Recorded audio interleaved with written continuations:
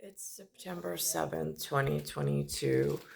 Tomorrow marks the first day of school in the school year for Anthony the third. Um, so, in ritual, when it was Benjamin, Daniel, and Alexander's turn, what happens is the school provides, in this area and economy, the school provides a list. In prior years, when I was out in Suffolk, the children would enter school the first day.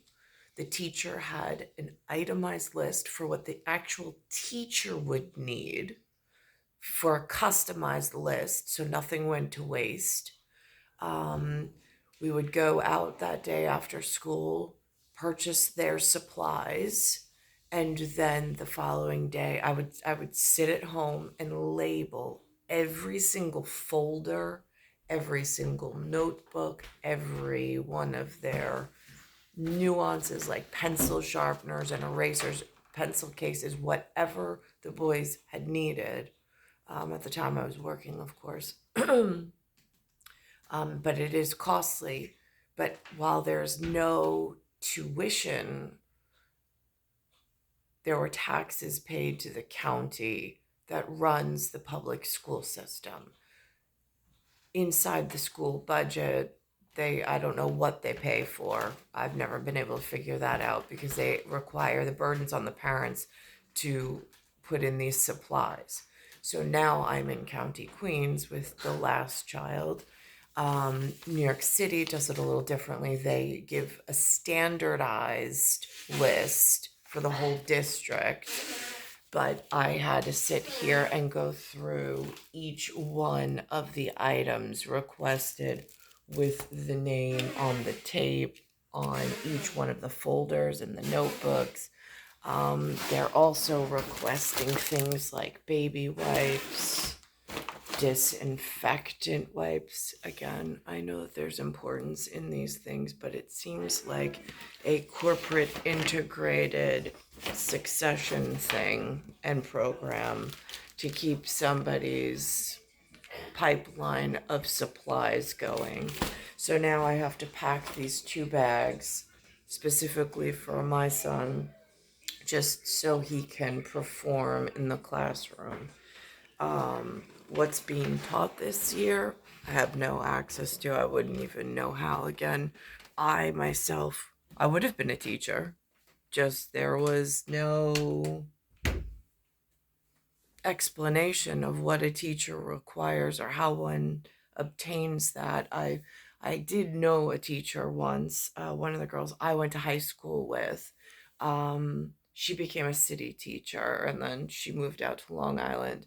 But the hurdles, just like with me with nursing, the hurdles to become a teacher in New York City for a white ancestry Polish woman was so aggressively high. It took her so much money and so many years, and then to get into the city system.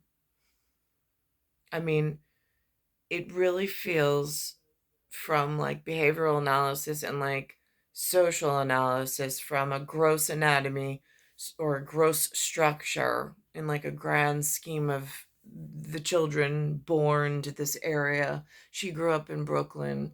Um, in like the seven, we went to St. John's together in Astoria.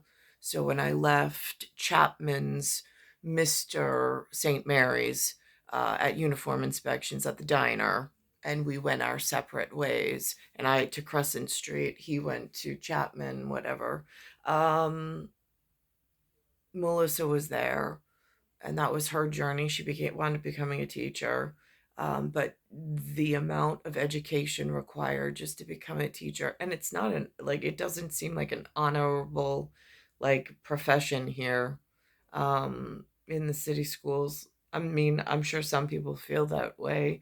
It's a shame that they're not honored. There's a shame that you go to the same school system as a human or as a birthday of nominal importance in New You go through so many years of the same education, and then you graduate high school and you don't know enough to then teach the next generation. How could, I mean, like, it says a lot about management and the chancellor of education and how it's being disseminated to the public school children, that they could go through kindergarten, first grade through fifth grade, which they call element school, then junior high school, then high school, and they graduate this high school within their fruiting season of marriage and having their own, starting their own families.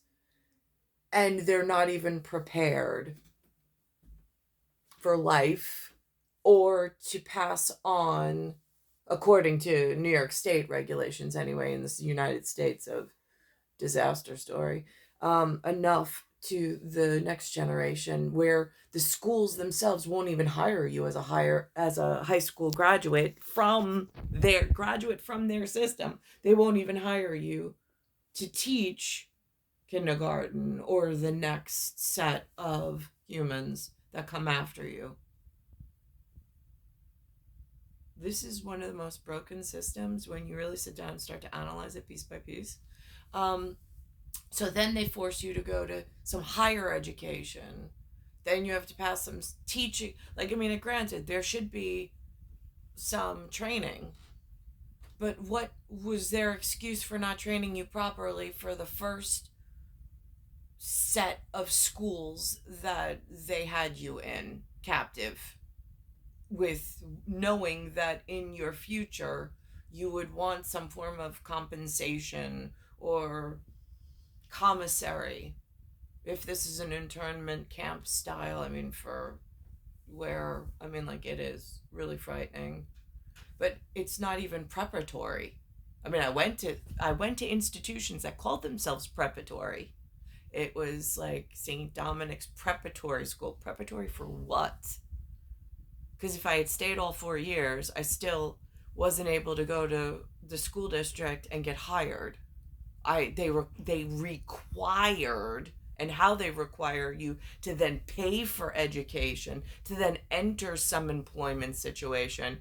Again, it sounds like sedition, treason, mutiny, and a whole lot of other things in monopolies and giving to other people's missions and other people's economies and so on and so forth, and just fueling what now looks like, in 22 years into the future from the beginning of this millennial. um I mean, they have you in these rooms, they have what they call professionals at the front of the rooms, and then it's your turn to graduate and turn around and give back, and you can't because they won't even hire you. And then they turn around and say they're not hiring you because you're not educated enough. It's a fool system. My grandfather used to have a saying. One was, it's better than a punch on the nose. And two is that he would inquire, he'd be like, are you foolishing me? Foolishing. Again, English wasn't his first language. But there is wisdom in that one set of prowess. Because it's really what it feels like, having gone through it. But apparently the complaint department window of opportunities closed. They're filling it with things that I really... And then you have to have... Now they're accepting, I hear on the news, if you have military service, well, that's great. Because when that time period of National Guard and something integrated with the US should have been presented and offered to my person, that window of opportunity seemed to be shut. So now, what was this grand plan? I'm just curious. And who's behind it? It's star 1978, star 8378, Nicole, Cattaruzza. It's Earth, solar system, Milky Way universe, galaxy is broken. And it's Bayside Station, Bayside, New York, 11361, as a king's princess. I'm just curious what the plans for me was, because this doesn't seem like it was planned by a king that was all loving and kind, or a god that was all loving and kind and cared for me and for my future and the fruit that I would bear. Then again, the proper sire wasn't provided either, so that just is more questions to throw back to the universe and ask.